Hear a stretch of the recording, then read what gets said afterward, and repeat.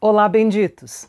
Para que Salomão pudesse construir o templo, era necessário que Israel continuasse sendo uma nação forte e que tivesse paz com as nações vizinhas, pois o jovem Salomão não era nenhum gênio militar como seu pai, Davi. Era preciso organizar o exército e os líderes tribais e os administradores, os conselheiros, para servir ao rei pessoalmente. Pegue sua Bíblia e vamos ver como Davi organizou tudo isso.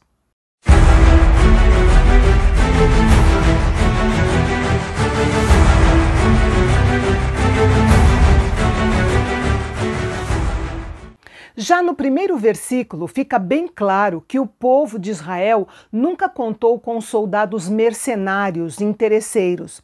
Os próprios israelitas se empenhavam em servir ao rei em todas as questões militares.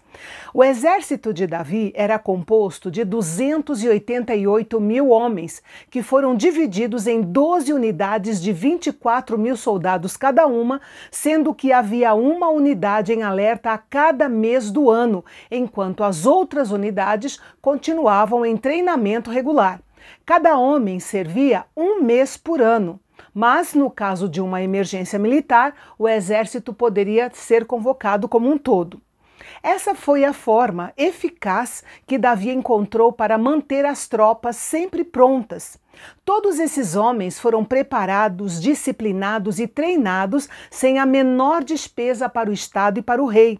Eles eram, propriamente falando, a milícia do reino israelita.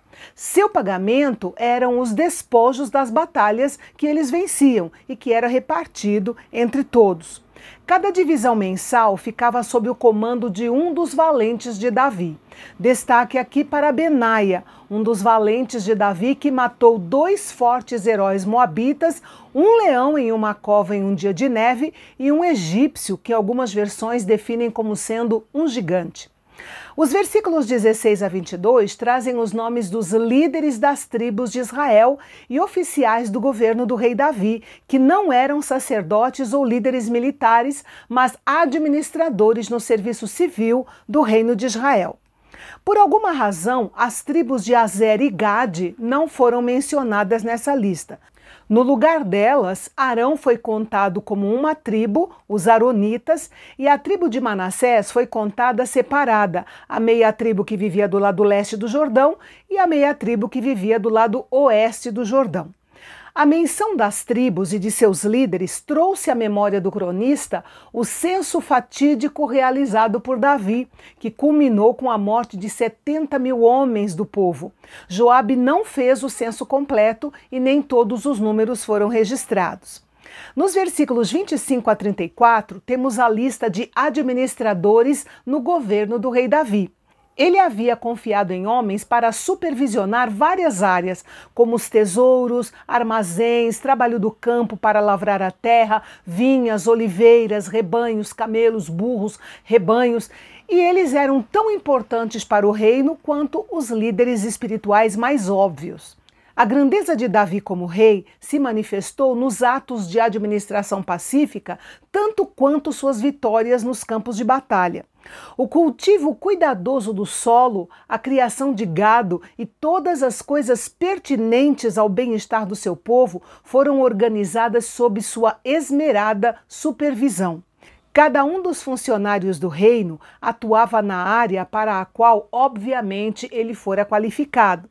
Por exemplo, Obil, o ismaelita ou árabe, foi designado para cuidar dos camelos, que é uma criatura da Arábia. Jaziz, o agareno, foi colocado sobre os rebanhos de ovelhas, nada mais óbvio, porque os agarenos eram pastores por profissão.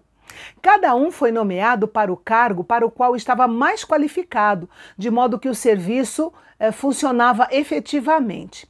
Assim, não havia problemas com inveja, nem necessidade de imitar ninguém. Cada um tinha apenas o objetivo de ser fiel à sua própria província e ao seu próprio trabalho. Eu queria destacar aqui 2 homens. Jonatas, que era tio de Davi e era escriba e um homem muito sábio, e Uzai, que entrou na lista como amigo do rei. Essa amizade pode ter começado de forma informal e pessoal, mas acabou se tornando uma posição consultiva oficial. E o último da lista é Joabe, o general do exército do rei. Joabe é um dos personagens mais complexos do Antigo Testamento. Ele era sobrinho de Davi, profundamente leal ao seu rei, mas que obedecia até onde ele achava ser conveniente, como se vê, por exemplo, no caso do censo ordenado por Davi. Nem sempre a prioridade dele era servir aos interesses de Davi.